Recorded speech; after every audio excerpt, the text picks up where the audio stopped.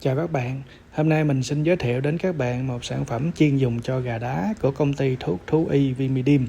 Nó có tên là Caffeine. Chức năng của sản phẩm này là tăng bo, lầy đòn, tải cựa, nuốt ối tốt. Sản phẩm có thể tích là 10ml. Chúng ta có thể tiêm hoặc là cho gà đá uống trước khi đá 30 phút để tăng lực chiến đấu. Liều dùng đối với đường tiêm thì 1ml trên 10 kg thể trọng, đối với đường uống thì 1ml trên 5 kg thể trọng. Ngoài ra, sản phẩm cũng được dùng để hồi phục gà đá sau khi bệnh hoặc là tăng cường sức đề kháng cho vật nuôi khi thay đổi thời tiết, gà yếu bỏ ăn.